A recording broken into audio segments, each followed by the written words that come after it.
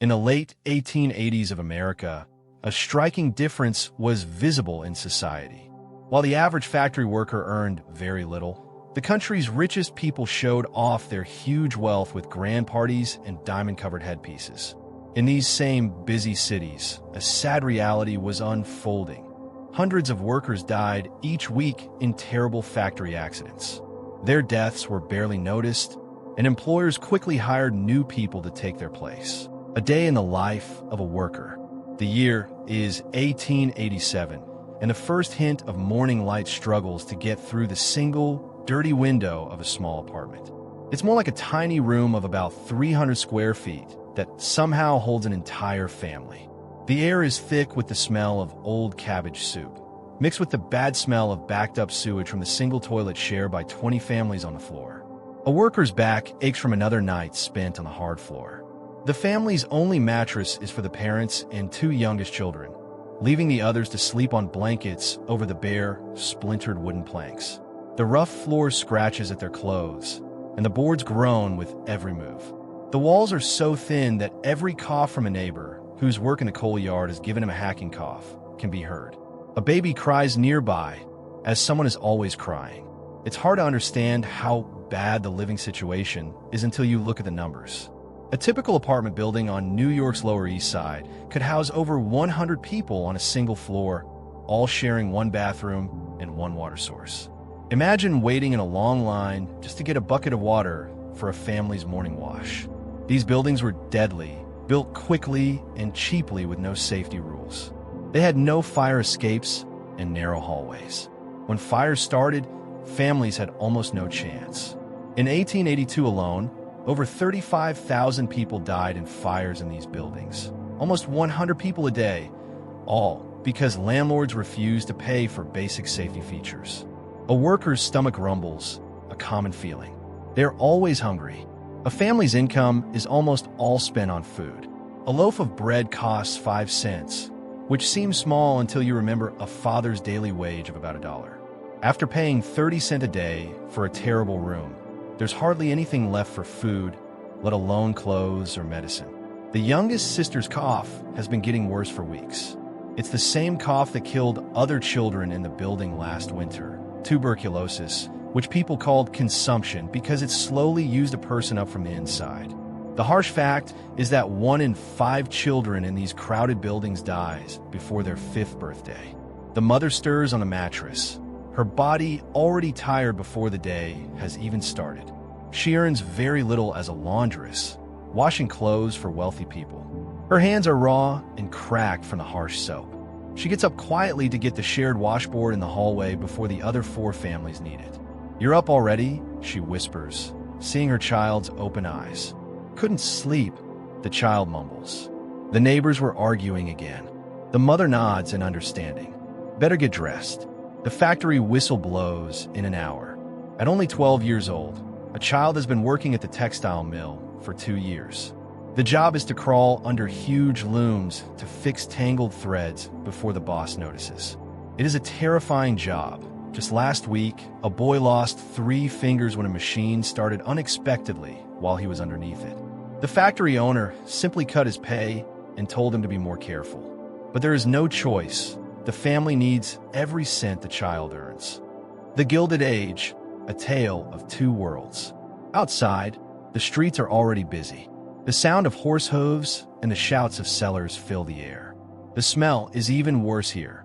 Horse manure and garbage are piled up in the gutters. In summer, the smell becomes unbearable, and sicknesses like cholera and typhoid spread quickly, killing thousands. As a worker heads to the factory, a fancy black carriage with gold trim, pulled by 4 white horses, catches their eye. Rich people are returning from party. Through the window, the worker glimpses a woman in a gown that likely cost more than the family will earn in 5 years. She is covered in diamonds. For a brief moment, their eyes meet, but she doesn't notice the worker's existence. To her, the worker is invisible. This is the main point of the Gilded Age. The contrast is everywhere, impossible to ignore. While a family is crammed into a single room with 8 people, the wealthy Vanderbilts have a huge 70-room mansion with gold ceilings and indoor plumbing. While a sister slowly gets sick from an illness that could be prevented, the rich throw parties where they drink from solid gold cups. The factory looms ahead, a giant brick building pouring black smoke into the hazy sky. The loud roar of machines can be heard from here. Hundreds of looms working together to make fabrics that will be worn by people who will never know the worker's name. As the worker gets closer, other children, some as young as 6 or 7, are also walking toward the entrance, their small bodies already bent with tiredness. No one speaks. What is there to say? This is life. This is survival. The foreman stands at the door, checking his watch. If a worker is a minute late, he cuts their pay. If they're 3 minutes late, they could lose their job completely. There's always someone else who needs the job. Jenkins, he yells at a boy no older than 8. You were 2 minutes late yesterday. That's a penny off your day's wage. The boy doesn't argue. No one does. The workers go inside, where the heat and noise immediately hit them. The air is thick with cotton fibers that coat their lungs a little more each day, a condition the older workers call white lung. Most textile workers are dead or dying by the age of 40. A worker makes their way to a station, where a massive iron loom awaits. It stands 3 times their height, a monster of metal and wood. The floor beneath it is stained dark with the blood of past accidents.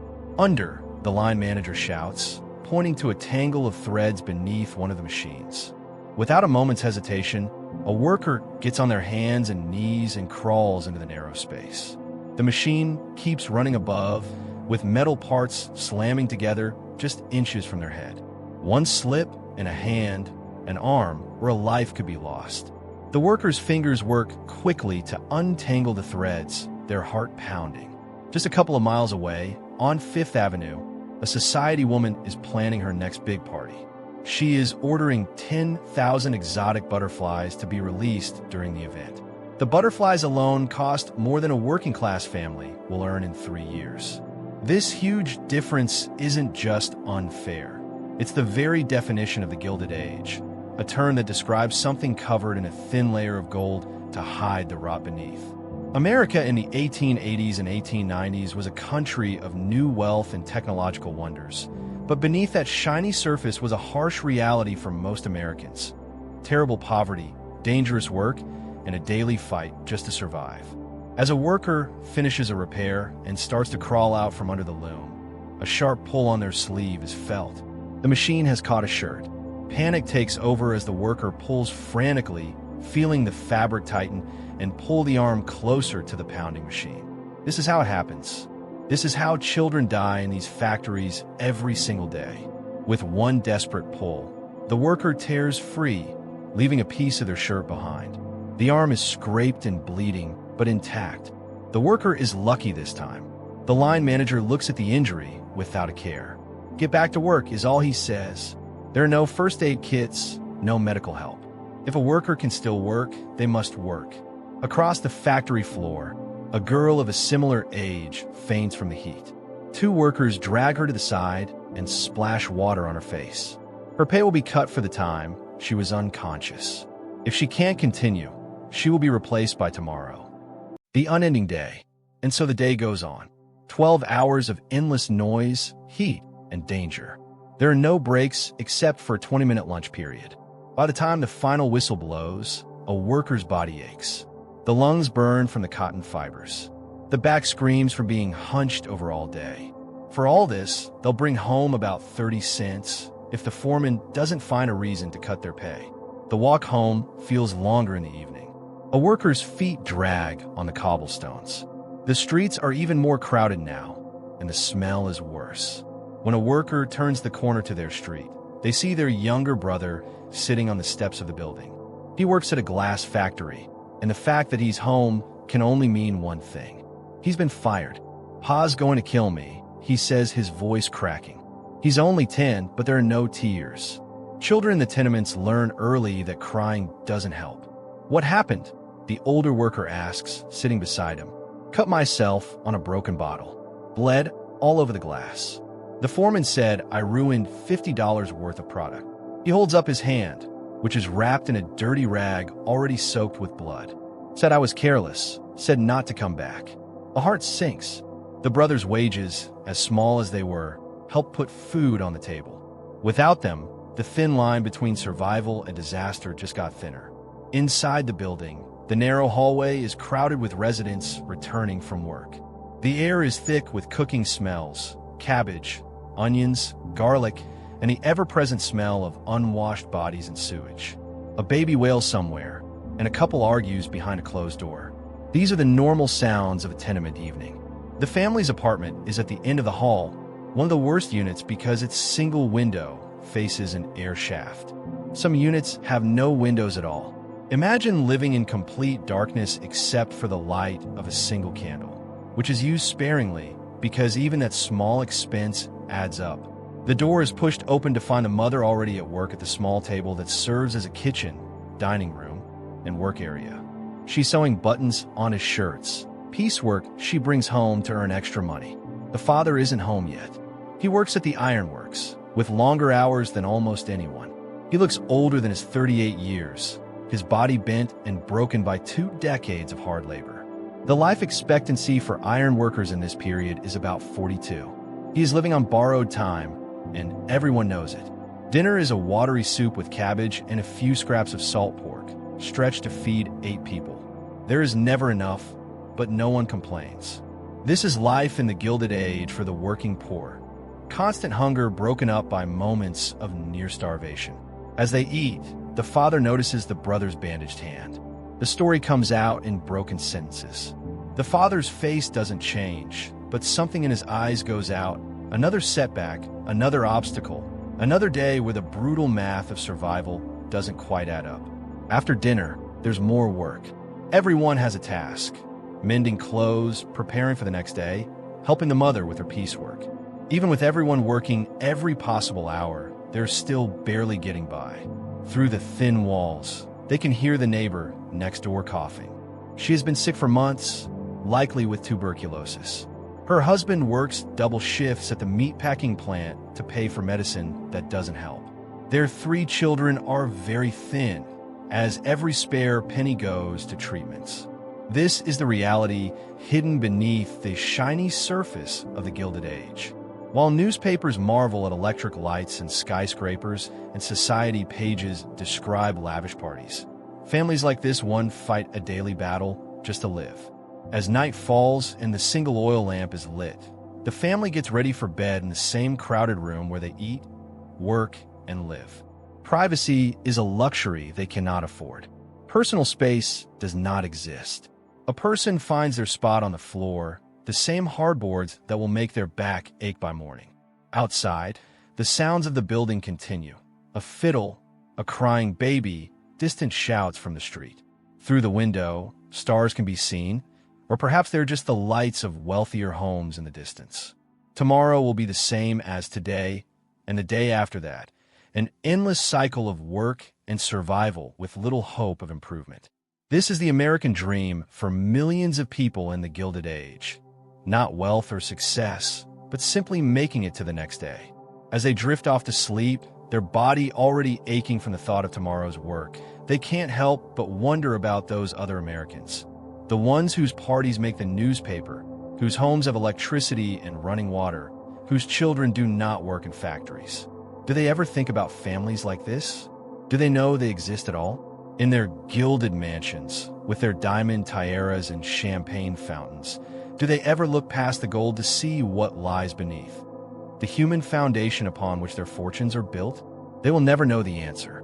All they know is that tomorrow the factory whistle will blow at dawn, and they will be there under the looms, risking life and limb for 30 cents a day. Because in the Gilded Age, for families like theirs, there is simply no other choice. The cycle continues. Morning arrives too quickly in the tenements. A worker's body protests as they get up from the hard floor, every muscle aching from yesterday's work. It's still dark outside, but the building is already alive as dozens of families rush to start their day before the factory whistles blow. The little brother is already up, his injured hand rewrapped with a slightly cleaner rag. Today, he will try for work at the shoe factory 6 blocks away. He's nervous, but there's no choice. A family missing one wage is a family one step closer to being on the street. Do you think they'll take me? he asks quietly. Of course they will, his older sibling says with forced confidence. You're quick with your hands. Just keep the bad one in your pocket. He nods, his eyes too old for his 10-year-old face. Pa says if I don't find work today, I have to try the coal yard tomorrow. A worker's stomach knots at the thought. The coal yard is where men go to die slow, black deaths, their lungs turning to stone from years of breathing dust. But it's always hiring because people don't last long there. No one asks about age when the job is shoveling coal. You'll get the shoe factory job, the older sibling says firmly. Just smile and look strong. Outside, the pre-dawn air is thick with fog and smoke, a hazy blanket that never quite lifts from the tenement areas.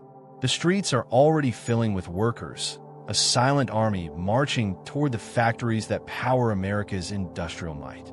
There are so many children, some as young as 5 or 6, walking with their parents.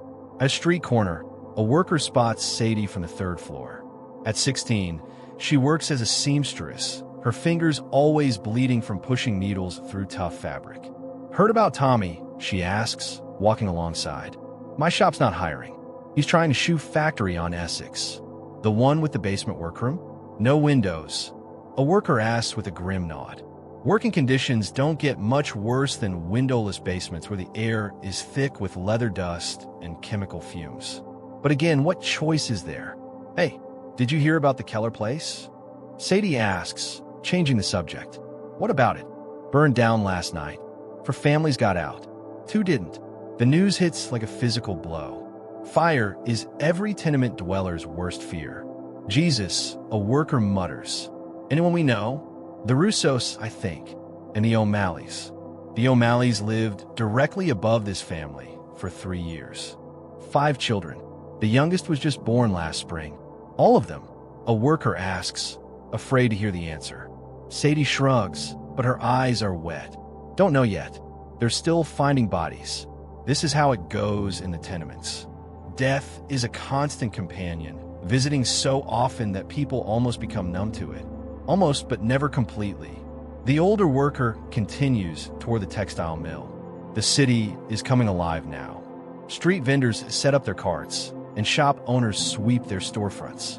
The contrast between the commercial streets and the tenement blocks is clear. Here, there is some sign of wealth. As they pass a newsstand, the headlines shout about a millionaire's newest purchase, a yacht that cost more than every building on their block combined. Next to it, a smaller headline notes that 6 children died yesterday in a factory accident upstate. This comparison doesn't seem to bother anyone else. The mill looms ahead, belching black smoke into the morning sky. The night shift is just ending as workers stream out with hollow eyes and slumped shoulders. They look like ghosts.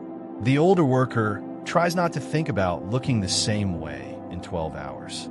Inside, the noise hits like a physical force.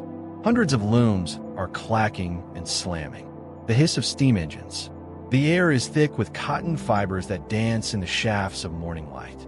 It looks almost beautiful until a cough makes a person taste the fibers coating their throat. Under, the familiar command comes before a worker has even reached their station. They drop to their knees and crawl beneath the nearest loom, where a tangle of threads has stopped production. The floor is sticky with oil and sweat. Above, metal parts slam together in a rhythm, each impact shaking the wooden frame. This is where a worker will spend most of their day, in the narrow space beneath these machines, fixing jams, readying broken threads, and getting fallen bobbins. The space is barely big enough for a small body. Adult workers can't fit, which is why children are so valuable here. It is also why so many children lose their hands, or arms, or lives. 3 looms down, a worker spots Ellie, a 7-year-old who started last month. She's tiny, even for her age, and malnourished like most tenement children. The boss especially likes using her for the tightest spaces. A worker watches as she squeezes into a gap that can't be more than 8 inches wide, her small body disappearing almost entirely beneath the thundering machine. She won't last a month, mutters Daniel, a 13-year-old who works the same row. Too small, too slow. He doesn't mean she'll be fired. He means she'll be badly hurt or killed. It's a cold observation, but not an inaccurate one. The youngest and smallest are always the most at risk. A worker finishes a repair and scrambles out, only to be immediately sent to another jammed loom. And so the day goes, a constant cycle of crawling into danger, working as fast as possible, and moving to the next crisis. There are no breaks except for a 20-minute lunch period. No rest from the noise, heat, and dust. Around midday it happens. A scream cuts through even the loud noise of the mill floor. Everyone freezes for just a second. 10-year-old Samuel, who works 3 rows over, got his arm caught in a loom. From where a worker stands, they can see the blood splattering the white cotton and hear his screams as other workers rush to shut down the machine. By the time they get him out, the arm is crushed, with bone visible through torn flesh. The mill owner, Mr. Harrison, a man who lives in a mansion and has never done a day of physical labor, looks disturbed for a moment. He then turns to his guests with a calm smile. "These accidents, while unfortunate, are a small part of our work," he says smoothly. "The boy will be paid for his injury, of course." That is a complete lie. Samuel will receive nothing. By tomorrow, another child will have his job, and in a week, most will have forgotten what happened. This is the truth of factory work in the Gilded Age. Human lives are seen as cheap and easily replaced, just like the cotton that goes into the machines. The investors nod, feeling satisfied, and continue their tour, carefully stepping around the blood on the floor. No one has taken Samuel to a doctor. He sits in a corner with a rag pressed to his arm, too shocked to make a sound. At the end of the day, someone will help him get home. His family will do what they can, which is not much. If his wound gets infected, which is very likely, he will probably die within weeks. And the other workers, they go back to work.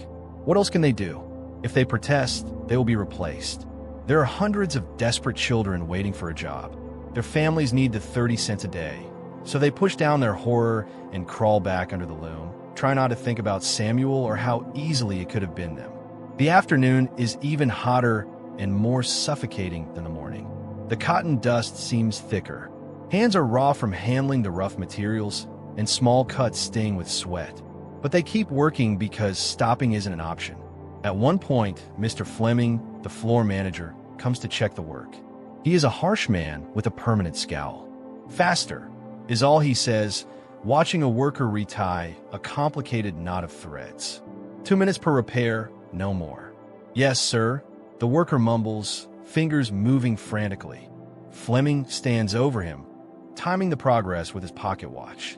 When the repair takes a few seconds too long, he makes a note in his book. This means a penny will be taken off that day's wages. These small cuts are meant to keep workers in debt to the company. "My sister's sick," the worker says suddenly, surprising even himself. Consumption. A doctor costs money. Fleming's face doesn't change. "Work faster then," he says simply, and moves on to threaten the next child. By late afternoon, a worker's body is exhausted. But the day isn't over. It won't be over until the whistle blows at 7 o'clock, marking the end of a 12-hour shift. "Hey, you hear about the strike uptown?" Daniel whispers during a rare moment between tasks. "What strike?" "The iron workers. They're walking out tomorrow, demanding 10-hour days and safety rails on the high beams." The worker's father works at that ironworks. He hasn't mentioned a strike. "They'll just bring in scabs," a worker says, using the term for replacement workers. "They always do." Daniel shrugs. "Maybe, but I heard they..." The conversation ends as Fleming appears, sending them both back to their stations. But the thought lingers of workers standing together, demanding better conditions. It seems impossible, yet something stirs inside them at the idea. What if things could be different? Finally, the whistle blows, signaling the end of the day. A worker's legs nearly give out with relief as they stand upright for the first time in hours. Around them, hundreds of workers begin to leave, a tired crowd of humanity. A worker's evening. Outside, dusk is falling. A worker's body moves on its own, following the familiar route home through neighborhoods that get more crowded and run down the closer they get to the tenement. On a street corner, a familiar figure appears, the worker's brother, sitting on a crate outside a bakery. The older sibling's heart sinks. If he were working, he'd still be at the factory. They wouldn't take me, he says as his brother approaches, holding up his bandaged hand. Said I was damaged goods. The sadness in his voice makes something painful twist in the other's chest. We'll try the glass factory again tomorrow, the older sibling says, though they both know he won't get hired after the broken bottle incident. I could try the mines, he suggests, his voice small. They're always looking for trap boys. The older worker grabs his shoulder, perhaps too roughly. No, not the mines. Trap boys work in the deepest, darkest parts of coal mines, sitting alone for 12-hour shifts, opening and closing ventilation doors. Many go blind from the constant darkness. Others are crushed when tunnels collapse. We'll figure something out, the older sibling promises, though they have no idea what. When they arrive home, the apartment is empty except for their youngest sister, who sits listlessly on the mattress, her cheeks flushed with fever. The consumption is getting worse. A worker wets a rag with precious clean water and places it on her forehead, saying comforting words they don't believe. The mother returns an hour later, her arms full of other people's laundry. Extra work she's taken on to make up for her son's lost wages. Her hands are red and cracked from lye soap, with parts of the skin bleeding. Any luck? She asks her son, though his presence at home answers the question. He shakes his head, unable to meet her eyes. She sighs, setting down the laundry. Your father heard of something at the glassworks. Not on the factory floor, but in the yard, sorting broken pieces for melting. It's half what you made before, but it's something. He nods, relief and disappointment on his face.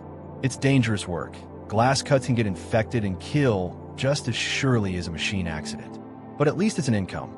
The father arrives later, covered in iron dust and moving like a man twice his age.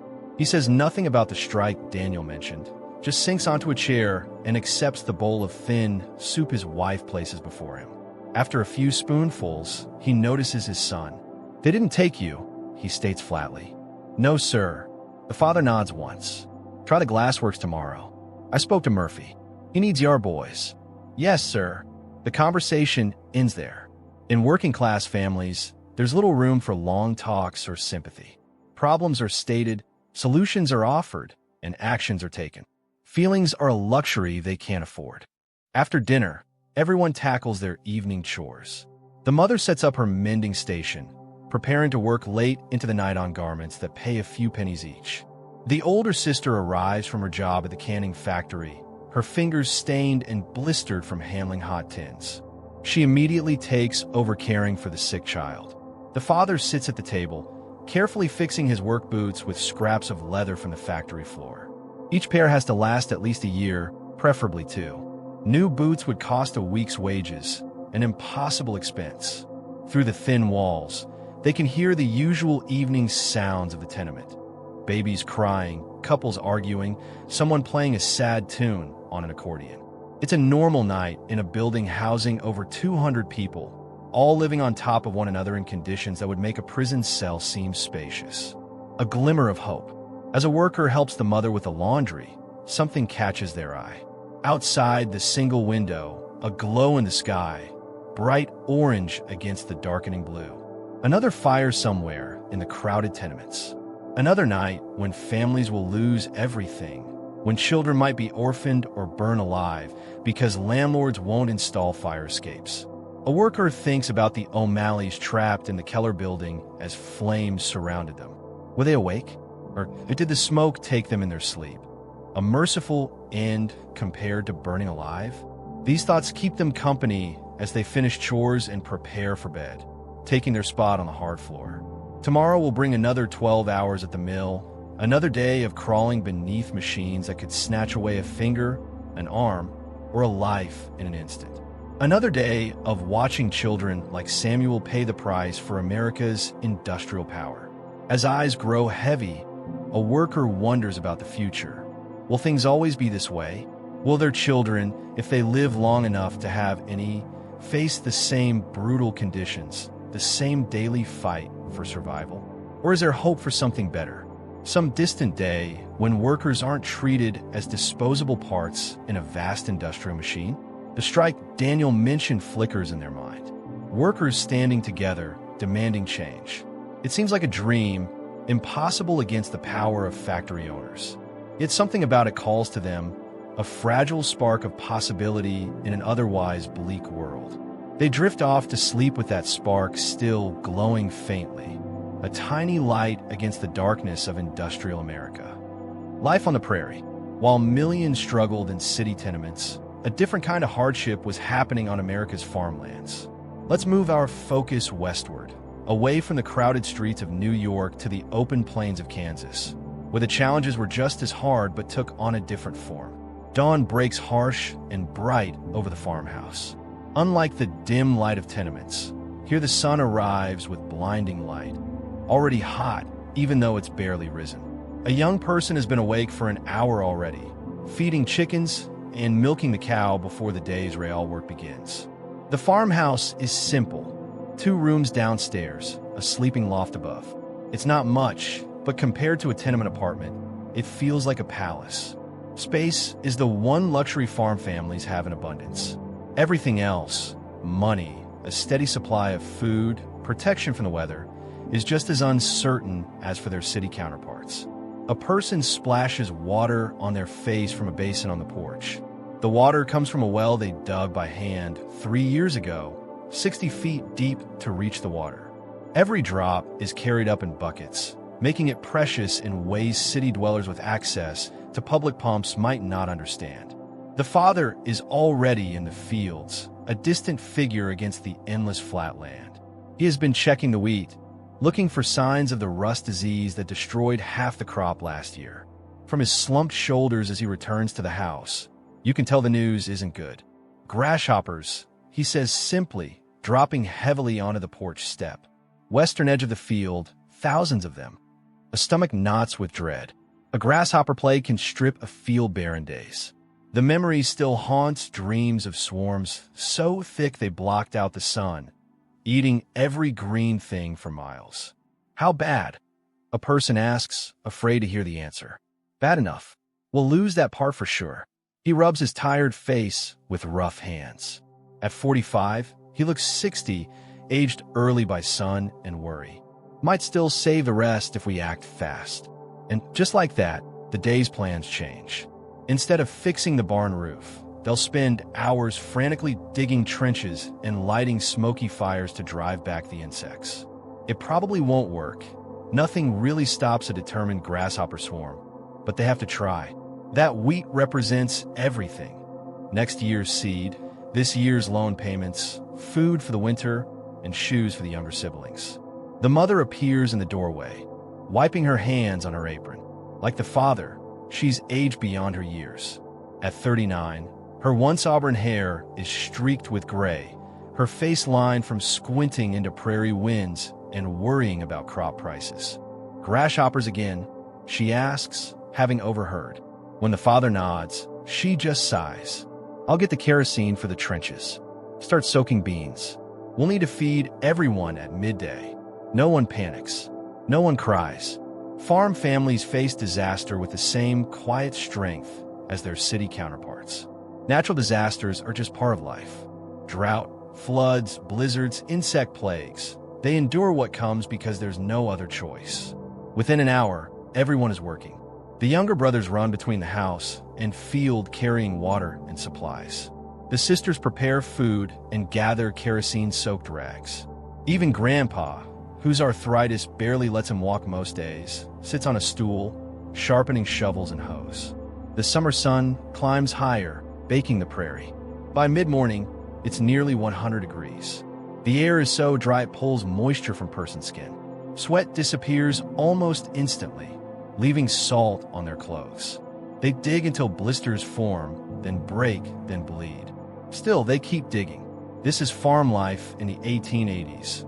Constant physical labor from dawn till dusk. A body is a tool, and like any tool, it wears down with use. By 30, most farmers have permanently damaged backs, bad joints, and hernias from lifting too much weight. But they can't stop. The land demands its work. "Mail's here," calls the youngest sister around noon, running toward the fields with an envelope. Rural free delivery has just started reaching farms like theirs, bringing news, usually bad, from the outside world. The father takes the letter, his face darkening as he reads. "The bank's calling in part of the loan early," he says finally. "Need $500 by the end of the month." $500 might as well be $5 million. Last year's wheat sold for 63 cents a bushel, down from nearly $1 5 years ago. The money from the entire harvest won't cover this loan payment, let alone provide for the family's needs through winter. "We could sell the back 40 acres, the mother suggests quietly. "And plant what next spring?" the father counters. "Sell that land, and we might as well sell it all." This is the hidden enemy that haunts farm families throughout the Gilded Age, crushing debt. While city workers struggle with day-to-day survival, farmers face a slower, more dangerous kind of economic pressure. It wasn't always this way. After the Civil War, the government encouraged people to move west. Promises of free land under the Homestead Act drew thousands of families to start farms on the frontier. Banks offered easy loans for equipment and seed. Railroad companies promised fertile lands and easy markets. What no one mentioned was how the system was rigged against small farmers from start. The railroads charged huge rates to ship crops to market. Banks set impossible terms on loans. And as more land was farmed, crop prices began a decades-long decline that pushed families like this one to the edge of ruin. "Could try for work at the Jensen place," a person suggests. "They're looking for harvest help." The father's jaw tightens. The Jensens used to be small farmers like themselves until last year when they lost their land to the bank. Now, they manage a huge farm owned by investors who never visit the property. Working there would feel like giving up, an admission that the independent family farm might be dying. "We'll keep what we've got," he says firmly. "I'll ride to town tomorrow, talk to the bank manager." Everyone knows it won't help. The bank manager is just an employee following orders from the main office in Chicago or New York. The power of Eastern money reaches even here, to the remotest farm on the Kansas prairie. After a quick meal of beans and cornbread, it's back to the fields. The grasshoppers are advancing despite the trenches and fires. By sundown, they've eaten nearly 5 acres of wheat. It could have been worse. A full swarm would have taken everything, but it's still a huge loss. As darkness falls, they walk back to the house, muscles aching from hours of digging and hauling water. There's no rest yet. Animals need feeding. Eggs need collecting. Repairs need making while there's still enough light. Inside, the mother and sisters have been working just as hard. Cooking, cleaning, mending clothes, preserving vegetables. On a farm, everyone works constantly. Children as young as 4 or 5 have daily chores. By 8 or 9, they're doing the work of adults. Dinner is simple. More beans, some salt pork, leftover cornbread, and fresh vegetables when available. Meat is rare. Most farmers can't afford to eat what they raise. The animals are too valuable to be sold or are worth more sold than eaten at home. Luke Miller stopped by. The mother says as she serves the meal. Said the railroads are increasing shipping rates again, 15% starting next month. The father's face becomes still in a way that means he's holding back rage. The railroads are the curse of every farmer, charging whatever they want because they control the only way to get crops to market. That's the 3rd increase this year, he says finally. They're trying to starve us out. The Grange meeting's on Saturday, a person reminds him. Wilson said they're talking about building cooperative grain elevators to at least cut out the railroad's storage fees. The Grange, an organization for farmers, has become a lifeline for desperate families. It started as a social group, but has become a powerful force for farmers to work together and demand changes. Through the Grange, farmers pool resources to buy equipment, build their own storage, and push for rule for the railroads and banks that exploit them. The father nods, but his expression remains grim. Cooperatives won't matter if the banks take all our land. Richardson lost his place yesterday. 2nd foreclosure in the county this month. The fear of losing the farm hangs over every family during this time. One bad harvest, one drop in prices, one unexpected expense can mean the difference between keeping your land and losing everything. Each year, more small farmers are forced out, their land bought by bigger operations backed by Easter money. After dinner, there's a brief rest, the only free time in a farmer's day. The father reads aloud from last week's newspaper while everyone mends clothes or works on tools. The news is mostly about events in distant cities. Labor trouble in Chicago, fancy parties in New York, railroad strikes in Pennsylvania. Says here, Vanderbilt's building a new mansion on Fifth Avenue. The father reads, his voice full of controlled anger. Costs $6 million, has 70 rooms and a heated indoor swimming pool. What's a swimming pool? Asked the youngest brother. Like a private lake just for bathing in, the mother explains. For people with more money than sense. $6 million. A person tries to understand the number, but can't. The family's entire farm, the land, the house, the animals, everything they own, might be worth $2,000 on a good day. The Vanderbilt mansion costs 3,000 times that amount. This is the huge inequality of the Gilded Age. A small number of rich business owners gathering huge fortunes while millions of farmers and workers struggle for basic survival. The gap between rich and poor has never been wider, the difference never more sharp. The father continues reading. More bank failures in the East. Rumors of another economic crash coming. The weakness of the entire financial system affects farmers greatly. When city banks fail, rural credit disappears. When factories close, the need for farm products falls. The fate of their isolated farm is tied to economic forces thousands of miles away, controlled by men who wouldn't recognize a wheat field if they fell into one. Bedtime comes early on the farm, usually by 8 or 9, since everyone will be up again before dawn. They climb to the sleeping loft they share with siblings, too exhausted to do more than kick off their boots before collapsing onto the corn husk mattress. Through the small window, they can see stars scattered across the prairie sky. Its one advantage farm life has over tenements. Clean air, open space, a beautiful natural world that sometimes makes the hardships seem worthwhile. But lately, even the land has turned against them. 3 years of drought have turned the grasses brown. The creek that runs through the property has dried up. Last winter brought blizzards that killed half their cattle. This summer, relentless heat has ruined the corn and brought on insect plagues. Some neighbors have already given up, loading their possessions into wagons and heading back east or pushing further west for better conditions. Those who remain speak quietly about bank foreclosures, about families forced to auction everything they own, about proud farmers reduced to becoming tenant laborers on land they once owned. A person drifts towards sleep with these grim thoughts swirling in their mind. Tomorrow will bring more of the same. Endless labor, financial worry, battles against natural forces beyond their control. Yet something keeps farm families fighting, staying on, fueled by a stubborn belief that the next year will be better, that their hard work will eventually be rewarded with safety, if not a comfortable life. A new day, a new battle. Dawn comes too soon. The first light is barely visible when the father's voice calls everyone to wake. It's another day of fighting grasshoppers, another day of figuring out how to make dwindling resources last until harvest, another day of hard physical labor that leaves no part of a person's body unharmed. After a breakfast of cornmeal mush, they head out to the fields again. The grasshoppers have moved to a new section of wheat. More trenches must be dug, more fires lit.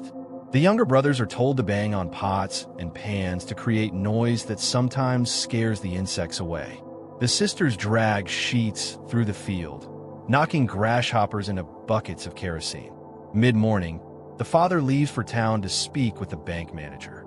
It's a 10-mile ride each way, meaning he will lose a full day of field work. This sacrifice shows how serious their financial situation is. While he's gone, the older children take charge, directing the grasshopper defense. The sun beats down without mercy. The air is thick with the scent of smoke, kerosene, and sweat. A person's throat is parched. Despite frequent drinks from the water jug, by midday, everyone's movements have slowed, the heat draining their strength and will. "Look," says the 12-year-old brother, suddenly pointing to the west. Storm coming. A dark line has appeared on the horizon, a bank of clouds moving quickly toward the farm. On the dry plains, storms can form with frightening speed, turning from clear skies to a huge downpour in minutes.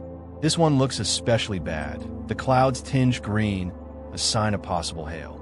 Get to the house. The older sibling orders, already gathering tools. Tell Mom we have weather coming. Everyone moves with practiced urgency. The livestock needs to be secured, windows need to be closed, and anything loose needs to be tied down or brought inside. A bad storm could destroy as much as any grasshopper swarm, flattening crops, killing animals, damaging buildings, and even hurting people caught outside. By the time they reach the farmyard, the wind has picked up a lot, carrying dust and debris. The chickens sense the approaching storm and scatter, making the sister's job of herding them into the coop twice as difficult. The mother appears on the porch, already closing shutters with practiced efficiency. "Get the horse," she calls out. "Your father is still out there." The thought of him being caught on the open prairie during a severe storm is terrifying. The older sibling races to the barn, saddles the extra horse, and is about to ride out when the mother stops them. "Take the cellar rope," she says, handing them a coiled length. "Tie it to your waist. If you can't see, you follow it back." This technique has saved many lives during prairie blizzards. When swirling snow makes it impossible to see more than a few feet, a person loops the rope around their waist, ties the other end to the porch post, and goes toward town. The storm catches the rider about 3 miles out. One moment they are riding under threatening skies. The next they're in the middle of howling wind and stinging dust. The visibility drops to almost zero as loose topsoil, dried out by years of drought and plowing, lifts into the air in choking clouds. A person pulls their bandana over their nose and mouth, but it does little good. Dust gets into everything: clothes, hair, lungs. Each breath feels like breathing sandpaper. The horse hesitates, confused and frightened by the sudden darkness and noise. Through gaps in the dust cloud, the rider catches glimpses of the road, enough to keep moving forward. The thought of their father out here somewhere, possibly lost or injured, pushes them onward despite the danger. About 5 miles from home, they spot a figure stumbling along the roadside. It's not the father, but 10-year-old Billy Cooper from a neighboring farm. His clothes are torn, his face streaked with dirt and blood from many small cuts. "Twister!" he screams when he sees the rider, his voice barely audible over the wind. "Hit our place. Mom's trapped." The older sibling pulls him onto the horse behind them without a second thought. The Cooper farm is only half a mile off the main road, and whatever has happened there is clearly serious. The father will have to wait. The scene at the Cooper place is heartbreaking. Where a humble farmhouse once stood, there is now only broken wood and scattered belongings. A tornado has touched down, cutting a path of destruction through the property before lifting back into the clouds. The barn is completely gone. A wagon lies upside down 50 yards from where it was parked. Chickens and ducks wander around, somehow spared while heavier buildings were destroyed. Billy slides off the horse and runs toward the wreckage, pointing frantically. There, under the roof. The older sibling sees it then, a section of the house roof lying flat on the ground, and beneath it, something moves. Sarah Cooper, Billy's mother, is pinned under the heavy timbers, with only her arm visible as she waves weakly for help. Together, they struggle to lift the roof section. It's impossibly heavy, designed to withstand prairie winds and winter snow. They strain until their muscles scream, getting perhaps an inch of clearance. "Lever!" The older sibling gasps, looking around desperately for something to use. Their eye falls on a broken wagon tongue about 6 feet long and sturdy enough to serve the purpose. "Get that," they tell Billy, pointing. Using the wagon tongue as a lever and a chunk of firewood as a fulcrum, they manage to lift the roof section just enough for Billy to pull his mother free. She's badly hurt, her right leg crushed, ribs probably broken, face cut from flying debris, but she's alive. "Emmett," she says, breathing heavily and clutching the older sibling's arm. "My husband, he was in the barn." The meaning of this hits a worker like a physical blow. The barn is completely gone, its contents scattered across acres of prairie. If Mr. Cooper was inside when the tornado hit, his chances of survival are virtually zero. Sure enough, a grim search finds Emmett Cooper's body nearly 200 yards from where the barn stood, broken and lifeless among the twisted remains of his farm equipment.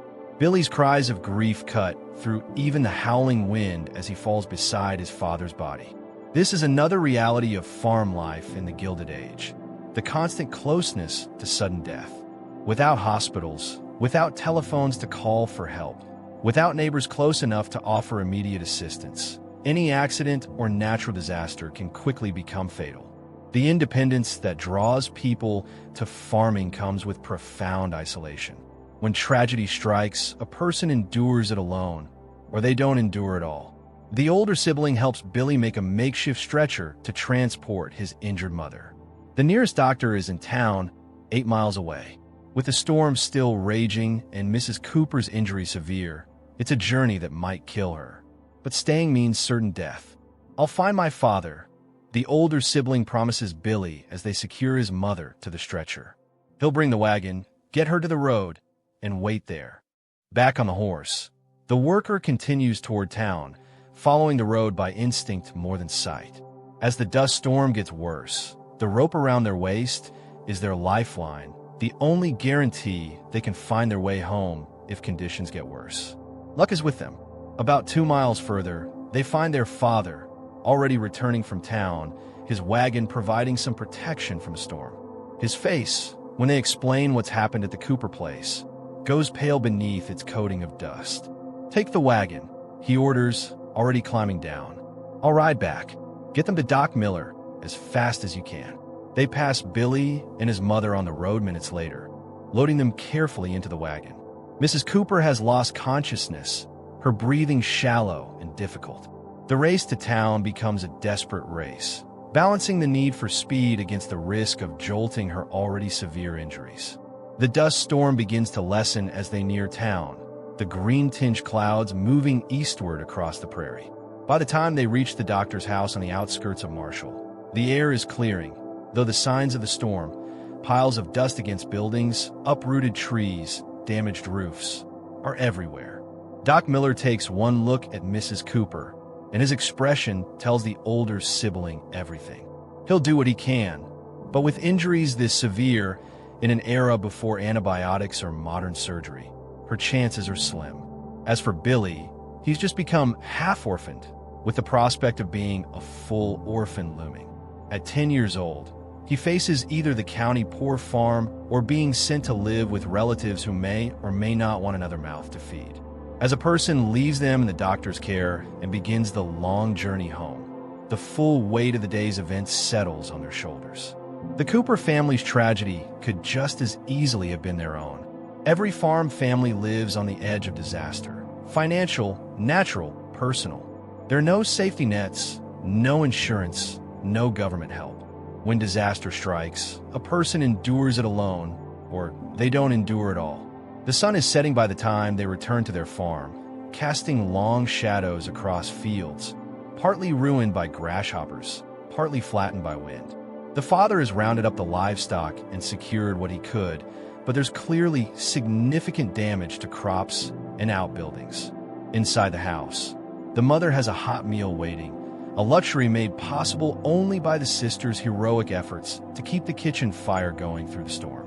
Everyone eats in near silence, exhausted beyond words by the day's labor and terror.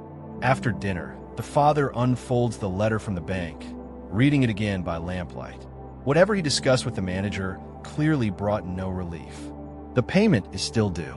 Grasshoppers or no grasshoppers. Tornado or no tornado. The cold, impersonal machinery of Eastern finance moves on, uncaring about the realities of farm life. "We'll manage," he says finally, folding the letter away. "We always do. It's the farmer's eternal saying, part determination, part desperation, and part lying to oneself. They will manage because they must, because the alternative is unthinkable." But as a person climbs once more to the sleeping loft, body aching and mind troubled, they wonder how long managing can continue against such overwhelming odds.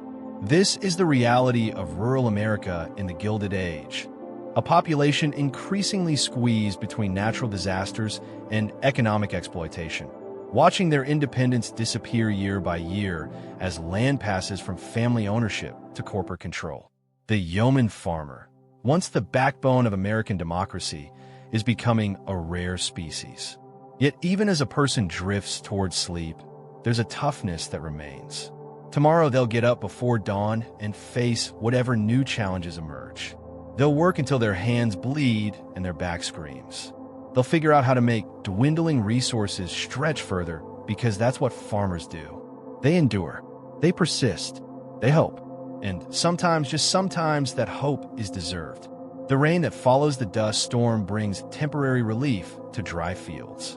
The grasshoppers move on before eating the entire crop. The bank, faced with too many foreclosures already, might extend the loan terms rather than take another failing property onto its books. These are small victories in an ongoing war against forces that seem impossible to defeat, but enough perhaps to fight another day. The spark of a movement. Let's return to the industrial heart of America, where something remarkable was beginning to take shape amid the suffering. From the desperation of factories and tenements, a movement was rising. Workers coming together to demand change in ways that would reshape the nation. A person wakes in darkness, as always. The tenement room is quiet except for the soft breathing of the siblings and parents. But today is different. There's a nervous energy in their chest that wasn't there yesterday. Tonight is the meeting. The father has been whispering about it for weeks. Secret gatherings in basements and back rooms where workers talk about things that could get them fired or worse. Words like union and strike are spoken in hushed tones. Names like Knights of Labor and American Federation of Labor are passed from person to person like forbidden goods. "You're old enough," the father had said last night, his voice barely audible over the usual noise of the tenement. "Time you understood what we're fighting for." At 13, a child is considered practically an adult in working-class families. They've been helping with the household income for years already. Why shouldn't they join the struggle to improve conditions? The mill whistle sounds its daily scream, calling workers to their stations. The father rises without a word, dresses quickly in the half-light. The mother hands him a small package, bread and cheese for midday. They exchange a look that contains a whole conversation. She knows where he's going tonight. She fears for him, but she won't try to stop him. The day passes like any other at the textile mill, hot, dusty, dangerous. A worker crawls beneath looms, fixing tangles and broken threads. Their back aches from stooping. Their lungs burn from cotton fibers. But there's something different in the air today, a feeling beneath the usual routine. Workers exchange glances. Whispered conversations stop when managers approach. Something is building. When the final whistle blows, a worker doesn't head home immediately. Instead, they follow their father at a distance, as instructed. "Don't walk with me," he'd warned, "and watch who leaves together. They know who the troublemakers are." He leads them through a maze of narrow streets, turning back occasionally to make sure they're not followed. The factory owners use spies, Pinkerton detectives who join worker groups and report on organizers. Being identified as a union supporter means instant firing at best and violence at worst. Finally, he turns down an alley behind a German beer hall, going down a narrow staircase to a basement door. He knocks. 3 quick taps, a pause, 2 more. A small opening slides open. Then the door. "This is my child," the father says to the man guarding the entrance. "They're with me." The man nods, stepping aside. They're welcome, as long as they understand the rules. What's said here stays here. The worker nods solemnly, understanding the importance of this trust. Inside, the basement is dimly lit by a few candles and oil lamps. The air is thick with pipe smoke and the smell of damp stone.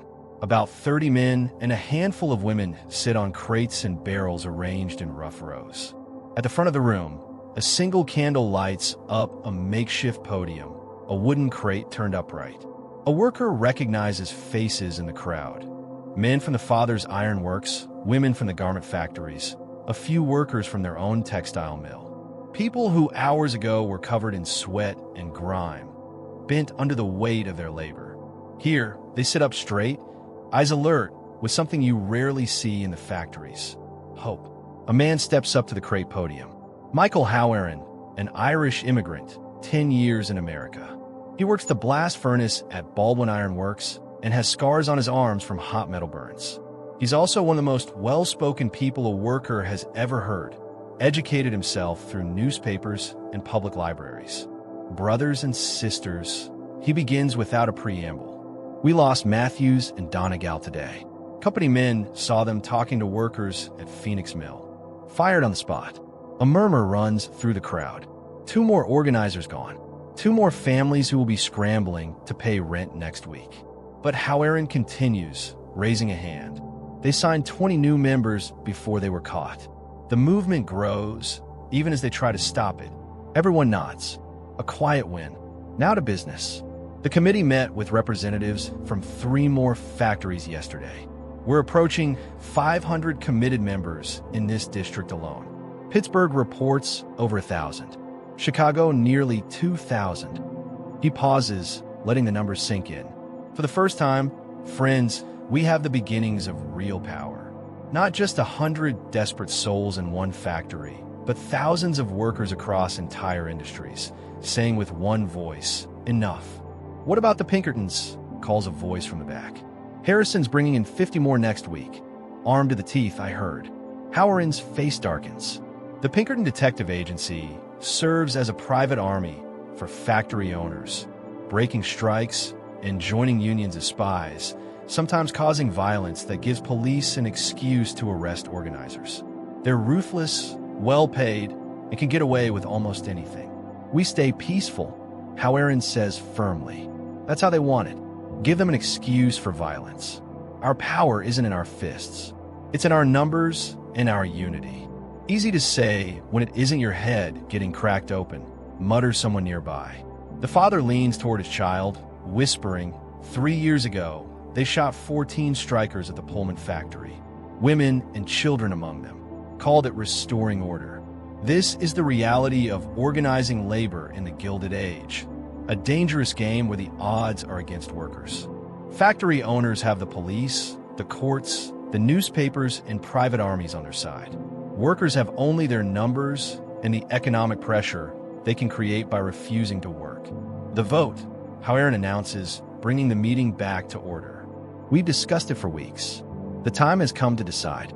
Do we strike on Monday or continue building our numbers? A tense silence falls over the basement. Striking means risking everything: jobs, homes, and personal safety. Some won't survive the hardship that follows. Yet continuing under current conditions means watching more workers die from exhaustion, accidents, and preventable disease. My daughter lost 3 fingers last month, says a woman near the front, rising to her feet. Rebecca Wenzel, a German immigrant seamstress at one of the sweatshops. 14 years old. A sewing machine took them clean off. The boss cut her pay for bleeding on the fabric, then fired her when she couldn't work fast enough with her left hand. She looks around the room, her eyes hard with determination. I say we strike. Not next month. Not when it's convenient. Now, before another child is hurt, before another father drops dead from exhaustion. A murmur of agreement ripples through the crowd. My boy died in the mines, adds an older man with a heavy Welsh accent. 11 years old, crushed when a support beam gave way. The company man said it was his own fault for not seeing the danger. Offered me $1 for burial expenses and told me to be grateful. More voices join in. Stories of being exploited, of injury, of death. The tension in the room rises with each story. These aren't just ideas being debated. They're real experiences with wounds that are still raw and bleeding. Howard lets it continue for several minutes, then raises his hands for quiet. This is why we're here. This is what we're fighting to change. But a strike that fails will leave us worse off than before. We must be sure we have enough support to sustain it. The Irish are with you, calls a voice. All 300 at National Steel. Italians too, adds another. We've signed nearly everyone at the glassworks. The women's garment shops are ready, says Rebecca Wenzel. Even the home workers have pledged to stop production. One by one, representatives from different factories and ethnic groups report their numbers. It's a remarkable feat of organization in an era before telephones or easy transportation, before workers had any legal protection for such activities. Through whispered conversations on factory floors, messages passed by hand, and meetings in church basements and beer halls, they've built a movement of thousands. The father rises, speaking for the ironworkers. 240 men, everyone committed. We've been saving food for 2 months. We can hold out 3 weeks, maybe 4. This is another part of strike preparation, building up supplies to survive without wages. Working-class families live so close to the edge that even a week without income can mean eviction or starvation. To sustain a strike, they must plan like armies preparing for a siege. What about the black workers, someone asks? Will they stand with us or work as strikebreakers? The question highlights one of the labor movement's greatest challenges. Racial divisions deliberately created by employers often hurt unity. Factory owners use these tensions, using black workers as strikebreakers, then getting rid of them when the strike ends. I've spoken with their representatives. Howard answers carefully. They have real concerns. White unions haven't exactly welcomed them in the past. This is putting it mildly. Many unions specifically do not allow black workers, forcing them to accept whatever terms employers offer. When they do strike independently, they receive little support from white labor organizations.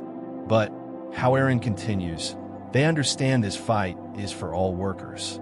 They've agreed not to take our jobs if we promise to include them in negotiations and any benefits we win. Murmurs of approval mix with scattered grumbling. Progress is slow, imperfect but real. The vote, when it comes, is overwhelming. The vote is for a strike on Monday. Every person raises their hand. Fear is visible on many faces, but they know what they are risking. They know some who vote tonight may not survive to see the outcome. As the meeting breaks up, people leave in 2s and 3s, leaving at different times to avoid attention. They make plans for picket lines, soup kitchens, and strike funds. The machinery of resistance, built carefully over months, begins to move. Outside, the night air feels full of energy. A father walks beside his child now, no longer worried about being seen together.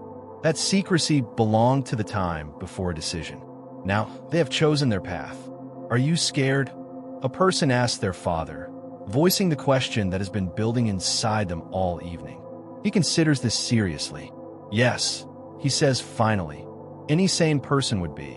We're challenging men who think nothing of breaking bodies to protect their profits. They walk a few more steps in silence before he adds, but I'm more scared of not fighting, of watching you and your brothers grow up in the same broken system, working yourselves to death for men who see you as machines, not humans. This is the decision made by thousands of workers in the Gilded Age, weighing immediate dangers against the long-term costs of not acting. For many, the choice to organize came only after seeing one tragedy too many: a child hurt in a machine, a friend worked to death, a neighbor's family put out of their home in winter. The weekend passes with intense preparation. The mother packs away the family's few valuable items: photographs, a grandmother's Bible, the good set of dishes used only at Christmas. If the strike turns violent, if families are kicked out of their homes, these treasures will be the first things lost. The father meets constantly with other organizers, planning picket locations, communication systems, and support for the most vulnerable families. They talk about violence, not from the workers, but from the company's response. They discuss defense strategies, then discard them. We can't win that fight, Howard insists. Our power is in sticking together, not in force. Monday dawns clear and cold, a November morning with frost on the windows and breath visible in the air. Instead of going to the mills and factories, workers gather at plant locations. By 7 a.m., nearly 2,000 men, women, and even children form picket lines outside major workplaces. They carry signs made quickly: 8-hour day, fair wages for fair work, no child labor, safety now. These are simple demands that seem radical only because conditions are so bad. They sing union songs, their voices rising in the morning air, a sound of defiance and hope. A person stands with their father outside the ironworks gates, watching as a few strikebreakers, mostly desperate newcomers unaware of the strike, are turned away by the picket line. No violence, just firm unity. There's work for you when we win, the strikers tell them. But cross this line today and you hurt us all. By mid-morning, production has almost stopped across the district. Only a small group of managers and unwilling strikebreakers remains inside most facilities. It's a stunning show of worker power, bigger than anything seen before in this city. The response comes quickly. Police arrive first, supposedly to maintain order, even though there is no disorder. They position themselves between picketers and factory gates, their faces calm under their blue caps. Behind them, Pinkerton agents in plain clothes take up stations, many openly carrying clubs or pistols. Around noon, tensions get worse when a caravan of wagons approaches the textile mill carrying replacement workers, mostly immigrants fresh off the boats, desperate for any job, unaware they're being used as pawns in a labor dispute. The picket line holds firm, workers locking arms to prevent the wagons from reaching the gates. Police move in with clubs drawn. From somewhere in the crowd, a bottle flies, shattering at an officer's feet. It's the excuse needed to justify what follows. Police charge the line, swinging clubs without regard. Pinkerton men join the attack, targeting known organizers with particular brutality. Within minutes, the peaceful picket turns into chaos. Workers running away, some fighting back, blood staining the frozen ground. A father pushes his child behind him as the violence spreads toward their position. "Run," he orders, his voice tight with urgency. "Get to St. Mary's Church. Tell Reverend Collins what's happening. He'll open the basement for the wounded." The child hesitates, terrified of leaving him in the middle of the growing fight. "Go," he insists more forcefully. "Now." As a person turns to run, they see a Pinkerton agent pointing directly at their father, identifying him to others as a union leader. 3 men move toward his position, clubs raised. The last glimpse they have before turning the corner is their father standing his ground, fists raised in a useless gesture of defense against a stronger force. The church is 6 blocks away. The worker runs the entire distance, lungs burning in the cold air, the sounds of conflict fading behind them. Reverend Collins, one of the few religious leaders who supports labor, is already organizing a makeshift hospital in the church hall, having expected this outcome. They're attacking the picket lines, a person gasps, finding him directing volunteers. "My father. They were coming for him when I left." The Reverend's face tightens, but he shows no surprise. "They always do," he says grimly. "Target the leaders first. Break morale. End the strike before it gains momentum." A story as old as organized labor. He places a hand on the person's shoulder. "We'll find him, son. For now, make yourself useful. We'll need water boiled and bandages torn from those sheets." The next hours pass in a blur of activity and dread. Wounded strikers begin arriving. First a trickle, then a flood. Men with broken bones and split scalps. Women with bruised faces and torn clothes. Even children caught in the fight, their small bodies bearing marks of the violence. A person searches each new arrival for their father. Relief mixed with new anxiety as one unfamiliar face after another comes through the door. By evening, over 60 injured strikers fill the church hall, lying on pews and makeshift beds. The air smells of blood and medicine. Groans of pain mix with whispered prayers and occasional defiant statements that the fight goes on. Just after sunset, they bring him in, 2 men supporting his weight between them. His face is barely recognizable beneath caked blood and swelling. One eye is completely closed. He walks with a noticeable limp, ribs visibly damaged beneath his torn shirt, but he's alive. The child rushes to him, helping guide him to an empty space along the wall. A volunteer nurse, herself the wife of a striking steelworker, brings water and clean cloths. Together, they begin the process of cleaning his wounds, assessing the damage. "You should see the other guy," the father jokes weakly, wincing as they dab at a deep cut above his eye. "Which one?" his child asks, fighting to keep their voice steady. "Looked like 3 were coming at you. 4 actually." A hint of a smile crosses his battered face. "Got a couple good hits in before they put me down." This calm humor in the face of brutality is typical of labor activists during this period. They meet violence with determined strength, understanding that physical threats are a tactic designed to break their will. By refusing to be broken, they claim a kind of victory even in defeat. As night falls, Harun arrives at the church, relatively unharmed compared to many. He moves among the wounded, speaking quietly with each, judging their resolve, offering encouragement. When he reaches the father, he squats down to his eye level. "Bad day," he says simply. The father nods, then grimaces at the pain. "Could have been worse." How many held the line? About half. The rest scattered when the cops came in swinging. Can't blame them. Howard's eyes scanned the room, taking in the dozens of injured. They hit us hard, but they didn't break us. Tomorrow, we go again. The determination is amazing. These men and women, many barely able to stand, are preparing to face the same violence tomorrow. Not because they don't understand the danger, but because they believe so deeply in the need for their struggle. Late that night, after the father has fallen into an exhausted sleep propped against the church wall, Rebecca Wenzel finds his child bringing fresh water to the wounded. "Your papa's a brave man," she says, helping them distribute cups. "I saw him stand against those Pinkertons, gave others time to get away. Will it make any difference?" A person asks the question that's been building inside them all day. All this pain, all this risk, will anything change? She considers the question seriously, looking around at the injured strikers, many now sleeping on their makeshift beds. Not all at once, she admits. Not in one strike, one city, 1 year. But yes, things will change because they must.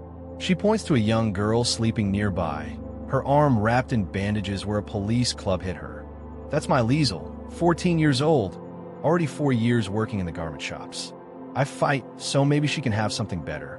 Maybe her children won't start work at 10. Maybe they'll have schools instead of factories, books instead of machines." This view, the long-term perspective that sees beyond immediate victories or defeats, sustains many labor activists through repeated setbacks. They measure progress not in days or weeks, but in generations, planting seeds of change they may never live to see grow. The strike continues for 17 days. Each morning, picket lines form, smaller than before but still determined. Each day brings more violence, more arrests, more injuries. Families are evicted from company housing. Relief funds run thin, then are gone. Hunger becomes a constant companion in striking households. Gradually, as expected, workers begin returning to their jobs.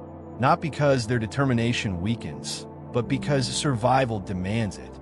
A parent can stand on their beliefs while starving themselves. They cannot watch their children go hungry. By the end of the third week, the strike is effectively broken. The mills and factories operate at a near normal level.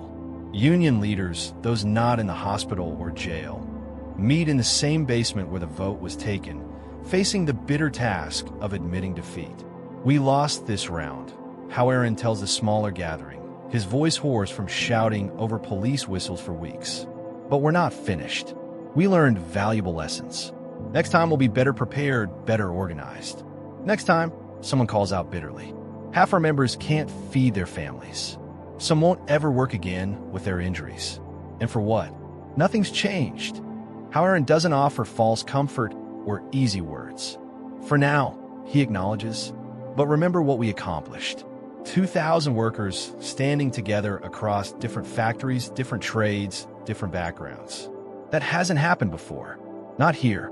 The bosses had to bring in an army to break us. They're scared, and they should be. It's cold comfort to those who sacrificed everything, but holds a truth that history would prove." This strike, like hundreds of others across America during the Gilded Age, ended in apparent defeat. Yet, each one built knowledge, unity, and determination that would eventually lead to important changes in labor conditions. The 8-hour workday, the end of child labor, workplace safety rules, minimum wage laws. All these standard protections grew from the blood and sacrifice of workers who lost most of their immediate battles, but ultimately helped win the larger war for basic dignity. The father returns to the ironworks the following Monday, his body still bearing the marks of Pinkerton clubs. The foreman eyes his injuries with barely hidden satisfaction, but says nothing. He's one of the lucky ones. rehired despite his union activities because his skills are difficult to replace. Many others find themselves blacklisted, unable to find work in their trade anywhere in the region. Life returns to its grueling routine: 12-hour days, dangerous conditions, barely enough wages to live on. On the surface, nothing has changed. Yet beneath this return to normal, something has shifted. Workers who stood together on picket lines now share a bond made in their shared struggle. Conversations continue in hushed tones during lunch breaks. Meetings still happen, less often, but with growing strategic planning. The seeds of the next movement are already being planted. The resilient women of the Gilded Age. While men fought on picket lines and farms battled both nature and banks, another powerful force was reshaping American society. During the Gilded Age, women across social classes were creating new roles, challenging old rules, and building movements that would change the nation in ways perhaps more lasting than any strike or political campaign.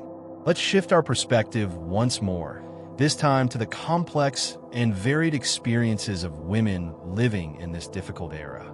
Dawn arrives with a familiarity that feels cruel. Sarah Murray has been awake for an hour already, stoking the coal stove in her tiny tenement apartment, preparing for another 16-hour day.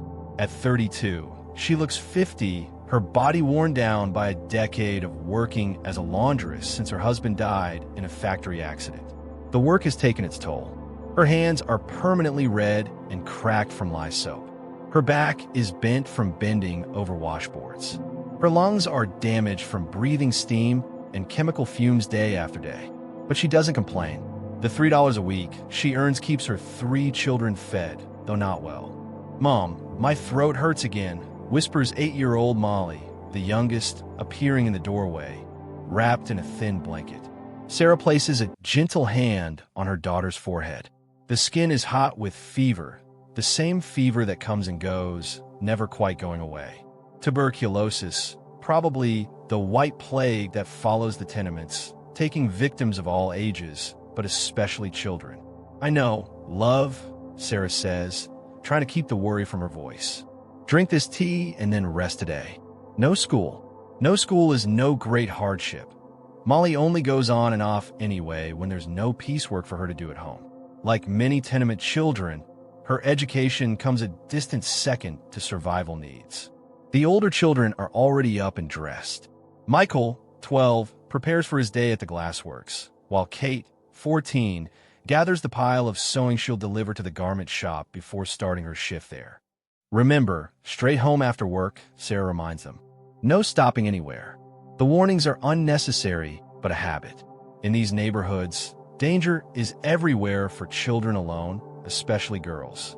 Sarah's day happens like hundreds before it, collecting dirty laundry from wealthier homes uptown, hauling the heavy loads back to her tenement, scrubbing for hours in water that burns in winter and breeds mosquitoes in summer, then returning the clean items for a few pennies payment. The contrast between the home she services and her own living conditions couldn't be more sharp. While she and her 3 children share a single room with no running water and a toilet shared by 20 families, her employers live in spacious houses with servants' rooms, indoor plumbing, and electric lights. "Just leave those in the utility room," Mrs. Murray instructs the housekeeper at the Astor home, not looking up from her notes. "And please use the service entrance next time. The lady doesn't like seeing—" "Well, you understand." Sarah understands perfectly. Her worn clothes, red hands, and obvious exhaustion mark her as part of the invisible class that keeps society working. She is seen when needed, ignored otherwise. The wealthy women whose silk clothes and fine linens she washes would barely recognize her if they passed her on the street. Or pioneers and reformers. Across town, in a very different setting, another woman prepares for her day. Elizabeth Blackwell, 38, adjusts her hat in the mirror of her modest but comfortable home. As one of the first female doctors in America, she's fought battles most women can barely imagine. Getting into medical school, enduring harassment from male students and professors, building a practice in a profession openly against her gender. Today, she's visiting the tenements, documenting health conditions for a report she's preparing on urban sanitation. The male-run health board dismisses her findings regularly, but she continues, gathering solid evidence of how poor living conditions spread disease. They can ignore one woman, she often says. They cannot ignore facts forever. The tenement she visits could be Sarah Murray's building. Dark hallways thick with the smell of boiled cabbage and sewage. Overcrowded apartments where entire families live, work, eat, and sleep in single rooms. Children with the tired look of chronic lack of food. In one apartment, she finds a mother giving birth on a mattress shared with 3 other children. The woman has no doctor, no midwife, just an elderly neighbor who's seen enough births to offer basic help. How far apart are the pains? Elizabeth asks immediately, setting down her bag and rolling up her sleeves. "Who are you?" the neighbor asks suspiciously. "A doctor," Elizabeth replies, already examining the laboring woman. The neighbor scoffs.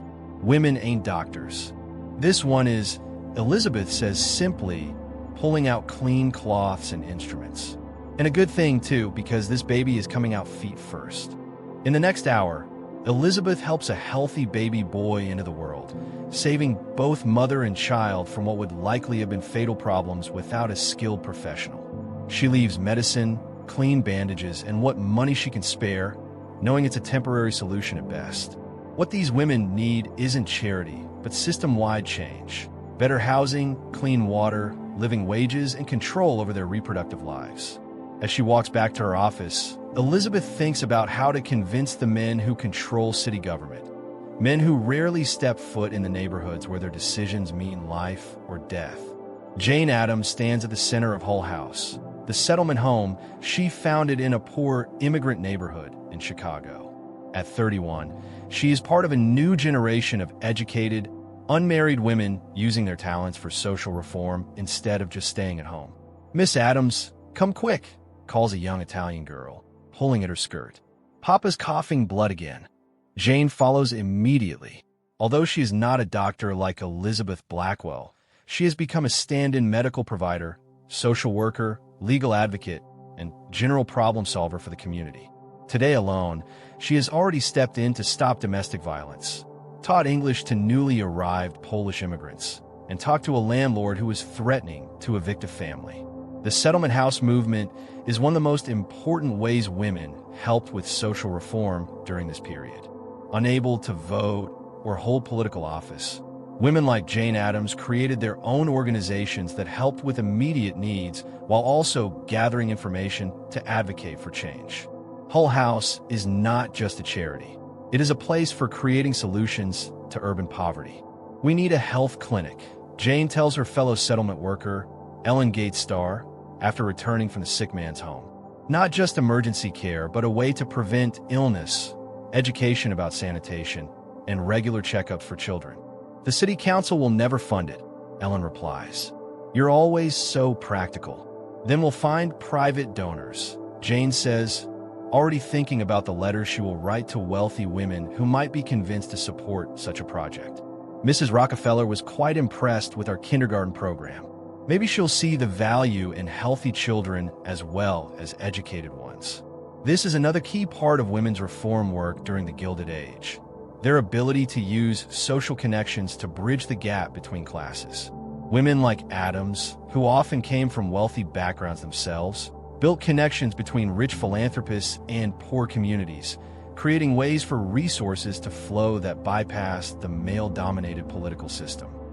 The fight for the right to vote. Meanwhile, in a large, nice house on New York's Upper East Side, Caroline Astor prepares for her weekly social gathering. As the self-appointed leader of high society, she holds immense power in deciding who belongs to the elite 400, her estimate of how many people matter in New York society. "Mrs. Astor," begins her secretary carefully, "Miss Anthony has asked to meet with you again about the right to vote for women." Caroline waves a dismissive hand. "Tell her I am busy this season. Perhaps next year." Susan B. Anthony has been trying for months to get Caroline's support for women's voting rights. With one word, Mrs. Astor could make the idea of women voting popular among the wealthy women whose husbands control the legislature. But Caroline, like many conservative women of her class, sees voting as unladylike, a crude intrusion into the male world. She mentioned that Mrs. Vanderbilt has expressed interest in the cause. The secretary adds, knowing this might get her employer's attention. Has she really? Caroline pauses. The rivalry between the Astors and the Vanderbilts is well known in New York society. Has she really? Well, then maybe I should hear what Miss Anthony has to say. Set up a meeting for next week. This small exchange shows how women's progress often depended on social power dynamics that men didn't see. The suffrage movement, while a broad and diverse group, understood the strategic importance of winning over influential figures, even those whose motivations might be rooted in social rivalry rather than deep belief. The movement gained critical momentum when it became acceptable, even popular among society women, creating pressure that male politicians couldn't easily ignore. Let's return to Sarah Murray, our laundress, as she finishes her exhausting day. After delivering the last bundle of clean clothes, she stops at a settlement house like Jane Addams's Hull House. Here, working women gather twice a month to discuss issues affecting their lives and organize for better conditions. Tonight's topic is the sweating system, the practice of giving piecework to women working at home, paying them extremely low wages for clothes that will sell for 20 times what they earn making them. My daughter works 14 hours a day on these blouses, Sarah tells the group, holding up a delicate blouse. She gets 3 cents each. She makes maybe 15 cents a day if her fingers don't give out. And then we see them in shop windows for $2. Same with these artificial flowers, adds another woman, showing the carefully crafted silk flowers used to decorate fashionable hats. Half a penny each. My 6-year-old helps make them after school. His eyes are already going bad from the strain. The meeting is led by Mary Kinney O'Sullivan, one of the first female labor organizers in America. Unlike male-dominated unions that often excluded women, O'Sullivan focuses specifically on industries where women are the majority: garment work, food processing, and domestic service. We need to consider a strike, she tells the women. Not just one shop or one factory, but all the garment workers together. They can replace 100 women, but not thousands. The room buzzes with nervous energy. For women workers, striking carries even greater risks than for men. Many are single mothers or the only people earning money for their families. Others face violence at home if they don't bring in their expected share of income. My husband would kill me, one woman says plainly. He says unions are for men, not women. Mine too, adds another. He says I should be grateful for any work at all. This shows another challenge women faced. Organizing not just against employers, but often against the men in their own families who saw female independence as a threat to traditional authority. What if we start smaller, suggests Sarah. What if we all agree not to accept less than 5 cents per blouse? No strikes yet, just a minimum we won't go below. The idea gains support. A small first step that might build unity without immediately causing a strong reaction. Women begin signing a pledge, creating the foundation for what would eventually become the International Ladies Garment Workers Union, one of the most powerful labor organizations in American history. As the meeting ends, Sarah hurries home through darkening streets. Despite her exhaustion, a small flame of hope burns inside her. For the first time, she feels part of something larger than her daily struggle. A movement of women supporting each other, fighting together for dignity and fair treatment. That hope fades when she arrives at her tenement and finds Molly's fever worse, her breathing shallow in the unmistakable pattern of advanced tuberculosis. The landlord has shut off water to the building again over a disputed bill, meaning she can't even offer her child clean water to drink. "Mama," whispers Molly through cracked lips. "Tell me about heaven again." Sarah's heart breaks at the question. Children in the tenements get to know death early, watching siblings and friends die from diseases that barely touch wealthier neighborhoods. They speak of heaven with the casual certainty of those who expect to see it soon. The quiet revolution continues. Across the city, Elizabeth Blackwell sits at her desk late into the night, writing about the cases she's seen today. Her medical journal contains not just symptoms and treatments, but detailed observations of living conditions, work environments, and social factors affecting health. Infant mortality in tenement districts reaches 25% before age 1, she writes, compared to 7% in wealthy neighborhoods. Primary causes: dirty water, poor nutrition, not enough air circulation, overcrowding, all preventable. Her work represents another part of women's contributions during this period: the collecting and organizing of data that male authorities couldn't easily ignore. Women like Blackwell, often excluded from traditional power structures, became expert recorders of social conditions, creating undeniable proof of problems that comfortable men might otherwise ignore. Meanwhile, at Hull House, Jane Addams hosts a different kind of gathering, a discussion circle where immigrant women share traditional skills and cultural practices. Tonight, an Italian grandmother demonstrates how to make pasta while a Polish mother teaches embroidery techniques. The settlement house becomes a place where women's knowledge is valued, where different cultures meet as equals. "In my country," says Mrs. Zabronsky in halting English, "women own the food. From garden to table, it is ours. Here, men control even this." The comment sparks a fascinating discussion about how immigration has shifted gender roles, how American industrial capitalism disrupts traditional family economies, where women held significant power over important areas like food production and textile making. Jane listens carefully, adding these insights to her growing understanding of how gender, class, and ethnicity are connected in complex ways. Unlike many reformers who treat immigrant communities with a paternalistic attitude, she recognizes that these women have valuable knowledge and their own power. This approach is an example of another part of women's reform work in the Gilded Age, an ability to build groups that cross differences to create inclusive movements addressing multiple forms of oppression at the same time. In her Upper East Side home, Caroline Astor lies awake despite the lateness of the hour. Her conversation with her secretary about the suffrage movement has brought up uncomfortable questions. Her entire identity is built around keeping traditional social hierarchies. Yet, she can't ignore the changing world around her. Her own daughter has expressed interest in attending college, something unthinkable a generation ago, but increasingly common among elite families.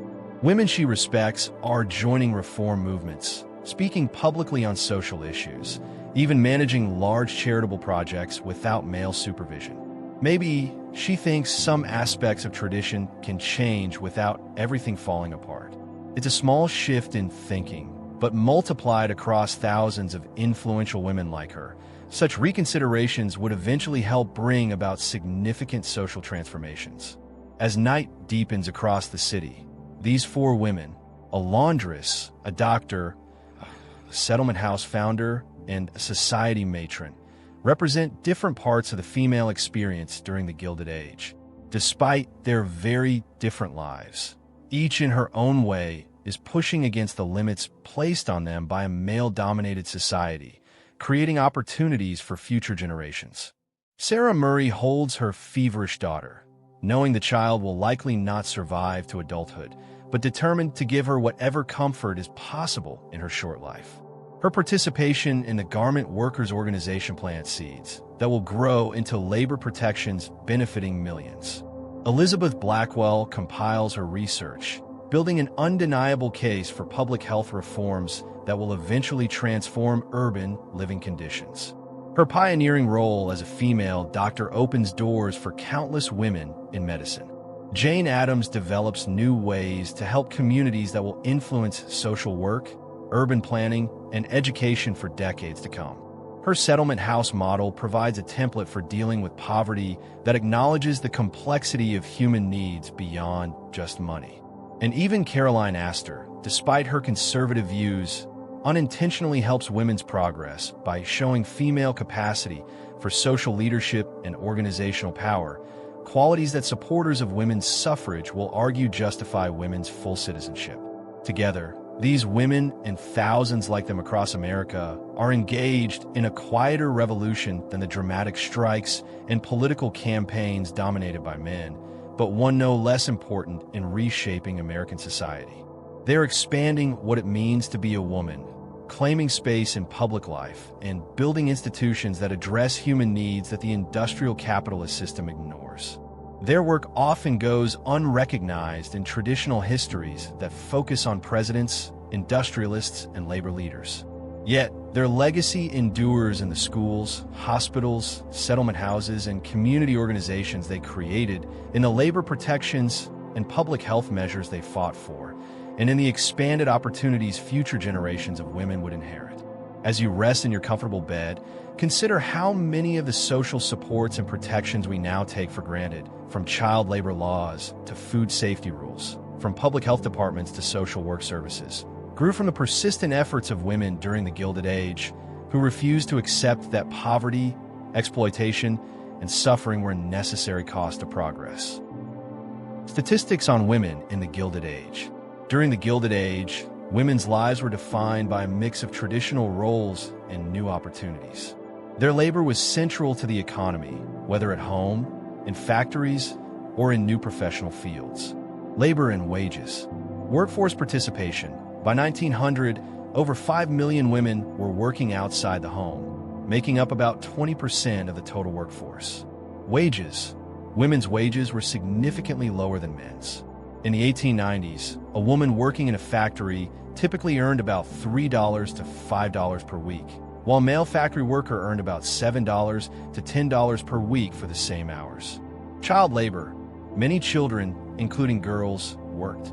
By 1900, about 1.75 million children aged 10 to 15 were working in factories, mills, and farms. Domestic service. This was the most common job for women, employing over 2 million women by 1900. Health and living conditions. Infant mortality. As Elizabeth Blackwell's research showed, living conditions had a huge impact on health. In 1890, the infant mortality rate in New York's tenement districts was around 25%, meaning 1 in 4 babies died before their first birthday. Tuberculosis. Also known as the White Plague, tuberculosis was a major killer. It thrived in the crowded, unsanitary conditions of urban tenements. By 1900, it was a leading cause of death in the United States. Education and suffrage. Higher education. In the late 1800s, the number of women attending college grew. By 1890, women made up 1/3 of college students.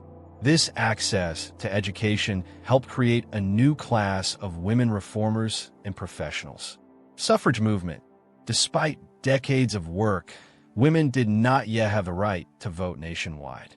The National Woman Suffrage Association, founded in 1869 by Susan B. Anthony and others, had thousands of members, but faced strong opposition. The right to vote would not be granted until the 19th Amendment was passed in 1920. The seeds of change.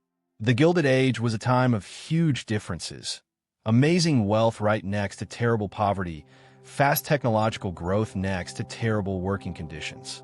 But even in this dark time, small points of light began to appear, the first signs of reform that would eventually change the country.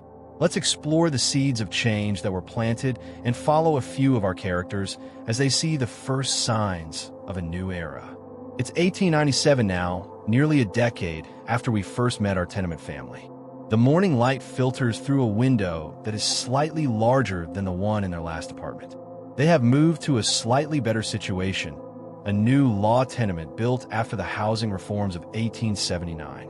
It has a little better air circulation and the luxury of a private toilet shared by only 2 families instead of 20. You are 17 now, no longer crawling under textile looms, but operating one. A promotion of sorts, though the work is still hard and dangerous. Your brother, now 14, has a steady job at a print shop, a cleaner environment than a glass factory, with a little better working conditions. Your father still works at the ironworks, his body increasingly bent and broken, but he takes quiet pride in the small improvements won by workers over the years. Did you get the notice today? He says over a dinner that is slightly more substantial than the meals of your childhood. Factories are installing safety rails on the high platforms. It only took 5 men falling to their deaths to make it happen. The bitter humor hides real progress. After years of pressure from workers, journalists, and reformers, Safety rules are beginning to appear in industries where deaths and injuries were once seen as unavoidable business costs. The changes are slow, but they are real wins bought with workers' blood and determination. Your mother, whose hands still show the permanent damage of years of laundry work, has a job with one of the new settlement houses created by middle-class reformers. The pay is small, but the work is less physically harmful than scrubbing clothes, and it connects her to a network of women working to improve tenement conditions. The city inspector came through Mulberry Street today, she tells the family. He declared 3 buildings unsafe because they didn't have fire escapes. 10 years ago, they wouldn't have bothered. This is another area of slow progress. After decades of terrible tenement fires that killed hundreds of residents yearly, housing reforms are finally gaining ground. Fire escapes, though weak and not good enough by modern standards, offer at least some chance of survival. Building rules requiring minimum standards for air circulation and cleanliness, though not strictly enforced, establish the principle that housing conditions are a public concern, not just about private profits. Your youngest sister, who battled illness for years, did not survive to see these small improvements. Her death at 9 years old remains a raw wound for the family. But your other siblings are healthier than you were at their ages, benefiting from slightly better nutrition, somewhat improved housing, and the growing understanding of disease prevention reaching even poor neighborhoods. After breakfast, you head not to the factory, but to a union meeting. It's Sunday, your one day off, but you gladly give up the time to be part of the movement that has become central to your life. Since seeing the brutal end of the strike years ago, you have become more and more involved in labor organizing. First as a messenger, then as a committee member, now as a shop steward representing your floor at the textile mill. The meeting takes place not in a secret basement, but in a proper hall rented for the purpose. Labor organizations, though still facing opposition and occasional violence, have a more secure place in industrial communities. The Knights of Labor have faded, but the American Federation of Labor has grown to over 500,000 members nationwide.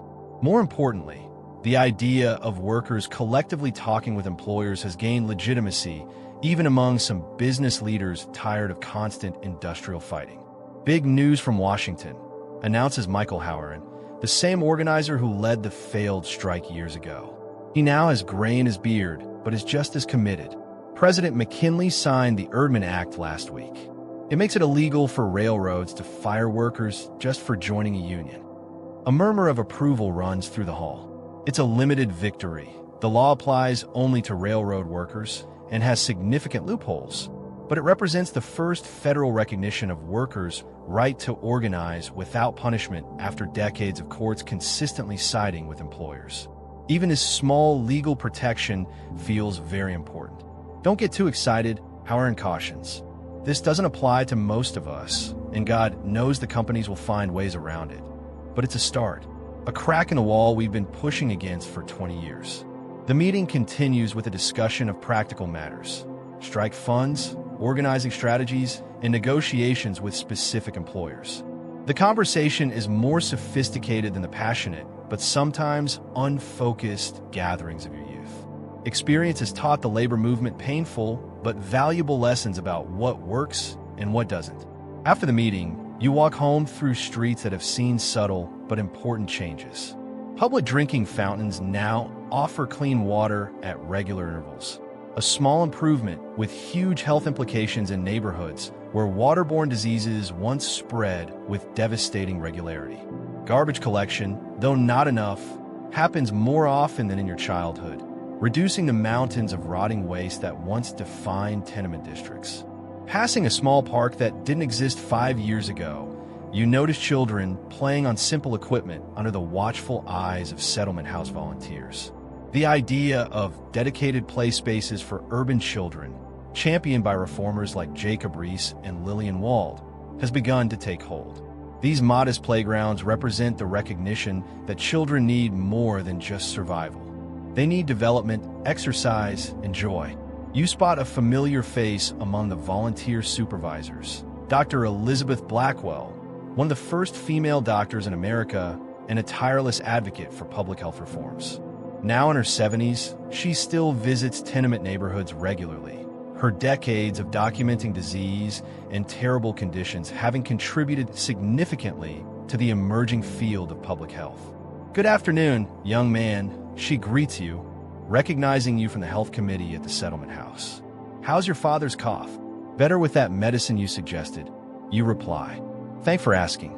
This brief exchange highlights another subtle shift: the growing presence of professionals like doctors, nurses, and social workers in previously neglected communities. Their services are still not enough for the scale of need, but they bring not just immediate help, but knowledge and advocacy that gradually improves conditions for everyone. Continuing homeward, you pass a schoolhouse where children actually attend with some regularity. Now, education for working-class children remains on and off and often interrupted by financial necessity, but attendance has improved since your childhood.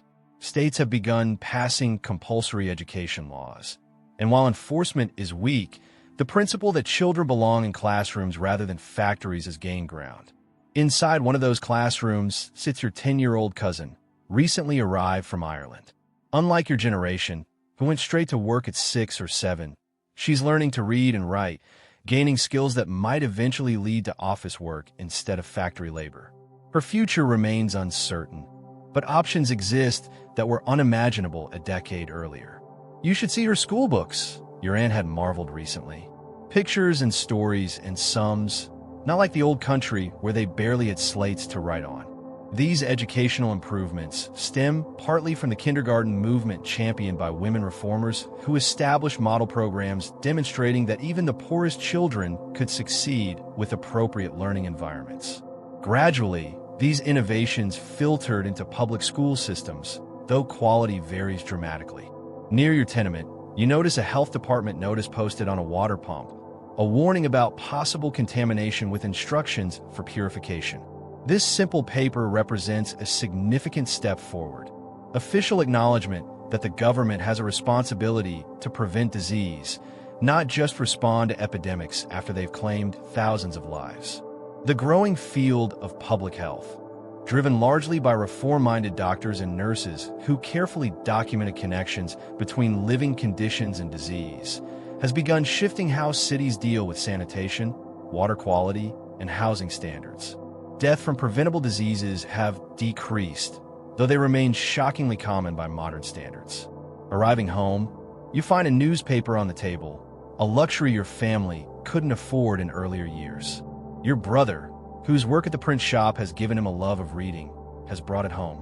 The headlines announce congressional hearings on child labor, with photographs by Louis Hine showing children as young as 5 working in mines and factories. "Look at this," your father says, pointing to the article.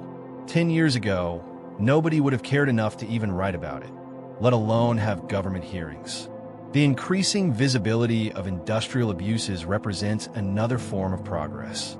Photographers like Hine and Jacob Rees, journalists like Ida Tarbell and Lincoln Steffens, and authors like Upton Sinclair have begun documenting conditions previously hidden from middle-class awareness. Their work, often called muckraking by critics, makes it harder for comfortable Americans to ignore the human cost of their prosperity. Your mother returns from her afternoon shift at the settlement house, bringing news that ripples through the tenement community. No more washing in buckets of water hauled up 5 flights of stairs.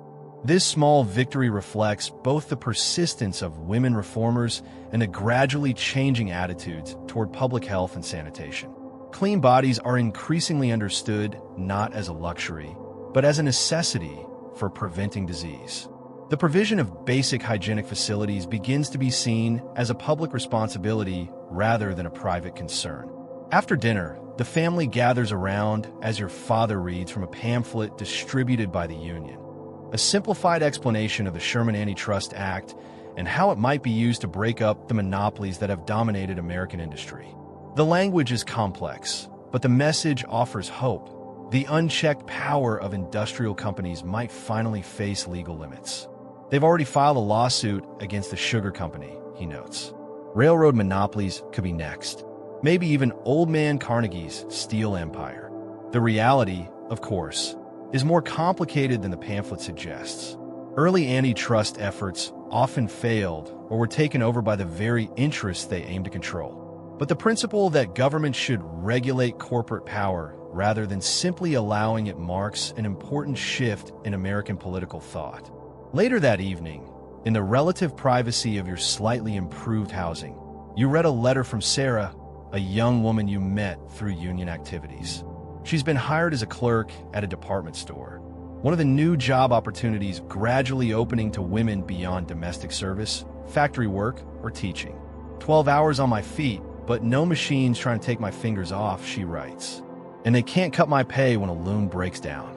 This represents another subtle improvement: the expansion of job options beyond the most dangerous and exploitative industries. Retail work, office jobs, and service jobs, while still offering low wages and long hours, provide alternatives to the brutal conditions of factories and mines. Sarah's letter continues with news of her younger sister attending a trade school established by reformers, learning typing and shorthand, skills that might lead to office work rather than manual labor. This new path to a slightly better job, while available to only a fraction of working-class women, hints at future possibilities for upward mobility. As you prepare for bed, you reflect on these small but meaningful changes. Life for working people remains incredibly difficult by any modern standard.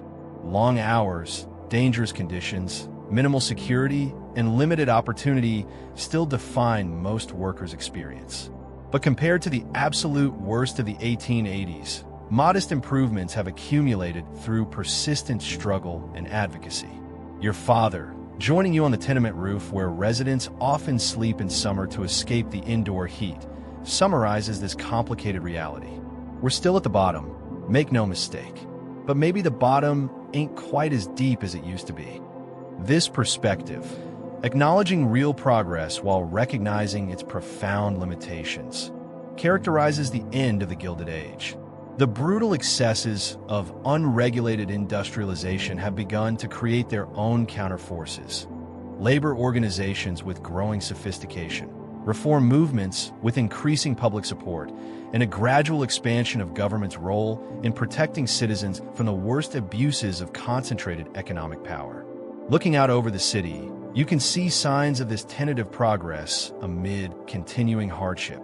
The streets below still have poverty, but they're a little cleaner than in your childhood.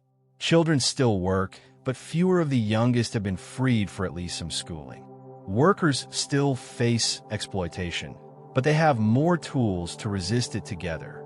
From the viewpoint of 1897, the huge reforms of the Progressive Era are still largely in the future. The Pure Food and Drug Act, effective child labor laws, the 8-hour workday, and meaningful workplace safety regulations are all years ahead. But the groundwork for these changes is being laid by the accumulated efforts of millions of ordinary people who refuse to accept that human suffering is the inevitable price of progress. Your father points to a distant glow on the horizon, electric lights illuminating the mansions of Fifth Avenue, a technology still unavailable in tenement districts. They get the light first, he observes, but eventually some of it finds its way down to us.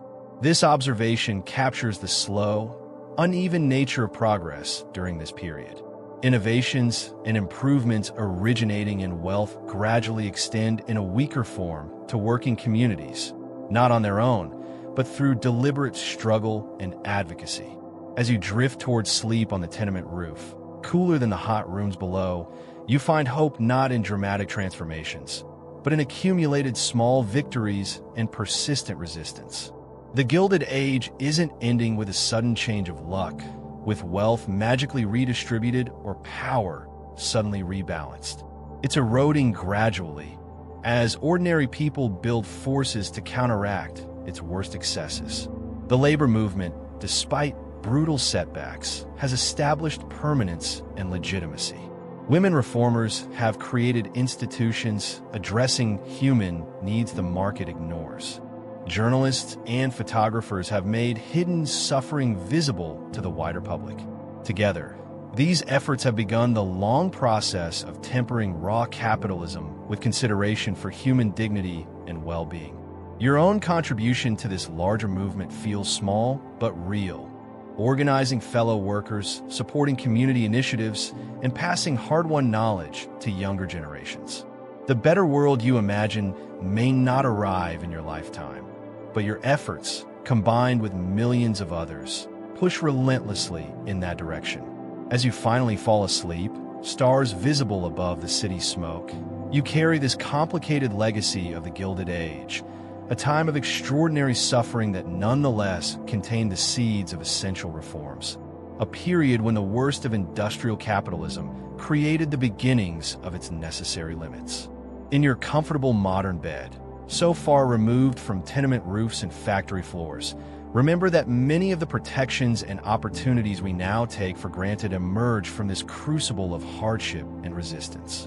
The 8-hour workday, workplace safety regulations, pure food and drug laws, child labor prohibitions. All these began as radical demands from people facing conditions we can scarcely imagine today. Their legacy lives not just in specific reforms, but in the ongoing project of balancing economic energy with human dignity, technological progress with social welfare, and individual opportunity with collective security. The questions they confronted remain central to our own time, their struggles echoing in contemporary debates about labor rights, economic inequality, and the proper relationship between market forces and human needs. As you drift peacefully towards sleep, perhaps carrying a deeper appreciation for both how far we've come and how much of their work remains unfinished, consider that your own comfort and security rest upon foundations laid by those who endured the harsh realities of the Gilded Age while insisting that America could and should do better.